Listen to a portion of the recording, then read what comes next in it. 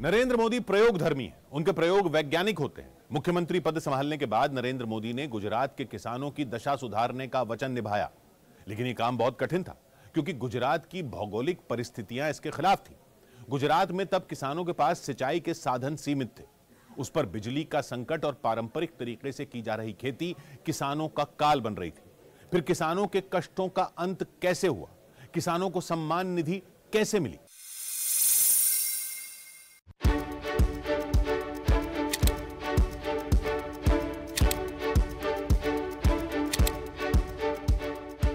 भाइयों बहनों, हमारी सरकार किसानों की आय बढ़ाने के लिए लगातार काम कर रही है।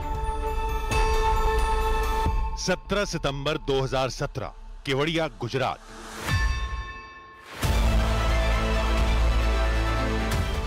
छप्पन साल के इंतजार के बाद सरदार सरोवर बांध के गेट खुले।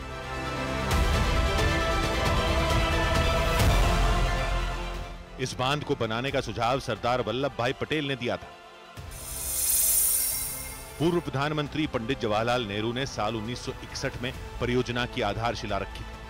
मध्य प्रदेश, गुजरात, महाराष्ट्र और राजस्थान के बीच पानी के बंटवारे को लेकर विवाद शुरू हुआ तो साल 1969 में नर्मदा जल विवाद न्यायाधिकरण की स्थापना की गई। 10 साल की कानूनी लड़ाई के बाद आखिरकार 1979 में बांध बनाने की अनुमति मिल गई। हालांकि इसके बाद असल मुसीबत शुरू हुई। बांध के विरोध में आंदोलन शुरू हो गए, जिसके बाद बांध को मिली वित्तीय सहायता अटक गई। धरना प्रदर्शन और भूख हड़ताल के कालखंड में सरदार सरोवर बांध की ऊंचाई बढ़ती रही। नरेंद्र मोदी के प्रयास से आखिरकार बांध की ऊंचाई 138.68 मीटर की गई। आज सरदार सरोवर बांध गुजरात के विकास का प्रतीक है। दुनिया की कोई ताकत ऐसी नहीं थी जिसने इसमें रुकावटें पैदा न की। वर्ल्ड बैंक ने फैसला कर लिया, सरदार सरोवर डैम के लिए पैसे नहीं देंगे। भाइयों बहनों, हमने भी ठान ली थी, वर्ल्ड बैंक और नो वर्ल्ड बैंक, हम भारत के पसीने से सरदार सरोवर डैम बना के रहेंगे। और आज इसने बना दी। ये वही नरेंद्र मोदी हैं जिन्होंने नर्मदा को साबरमती से जोड़कर गुजरात को खुशहाल बनाया। साबरमती को सदा नीरा बनाने का श्रेय नरेंद्र मोदी को जाता है। ये रूखी सूखी मेरी धरती मां, पानी के बूंद के लिए तरसती हुई धरती मां, उसको जब नर्मदा का पानी एक बेटा देता है, उस बेटे के लिए इससे बड़ी भावुक पल क्या हो सकती है। किसानों के लिए नरेंद्र मोदी के दिल में खास जगह है। किसानों को वो भारत का संरक्षक मानते हैं। पहले गुजरात, फिर देश में उन्होंने किसान हितैषी योजनाओं को लागू कर अन्नदाताओं का जीवन संवारा है।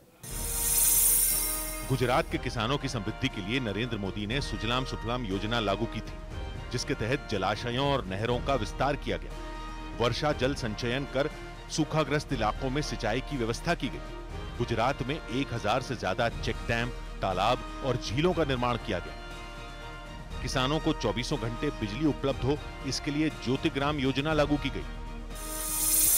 नरेंद्र मोदी ने साल 2005 से गुजरात में कृषि महोत्सव शुरू किया, जहां किसानों को सीधे सरकारी कृषि सलाह दी गई। वैज्ञानिक खेती के लिए किसानों को सुविधाएं दी गई। मुख्यमंत्री नरेंद्र मोदी ने भूमि परीक्षण योजना, किसान परीक्षण और तकनीकी सहयोग और कृषि उत्पादों के निर्यात को बढ़ावा देने के प्रोग्राम शुरू किए। गुजरात में खेती को जल, ऊर्जा, विज्ञान, प्रशासन और मार्केटिंग सभी के साथ जोड़ा गया, जिसका नतीजा शानदार रहा। 2001 से 2013 के बीच गुजरात की कृषि विकास दर औसतन 10% हर साल रही। यह देश की औसत से दुगनी ज्यादा थी। नरेंद्र मोदी के पास खेती को सुधारने का फॉर्मूला था। 14 अप्रैल 2016 की तारीख थी। देश की हर छोटी बड़ी मंडी मोबाइल के ऐप से किसानों की हथेली पर आ गई। नरेंद्र मोदी ने ई-नाम ऐप लॉन्च किया था। खेती में तरक्की के लिए कई बड़े काम उन्होंने किए। 2015 में लागू की गई मिट्टी स्वास्थ्य कार्ड योजना से लागत में कमी और उपज में बढ़ोतरी हुई है। उसी साल प्रधानमंत्री कृषि सिंचाई योजना से हर खेत तक पानी पहुंचाने का अभियान शुरू किया गया। नरेंद्र मोदी ने 2016 से किसानों की फसलों का बीमा भी करवाना शुरू किया।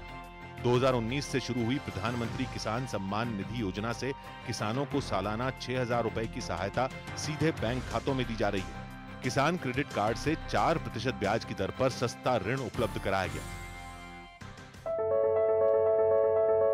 पीएम मोदी ने किसानों का माटी से थाली तक का ख्याल रखा। नरेंद्र मोदी किसानों को आत्मनिर्भर बना रहे हैं। जैविक खेती और नील क्रांति से किसानों के पशुधन को भी बढ़ा रहे हैं।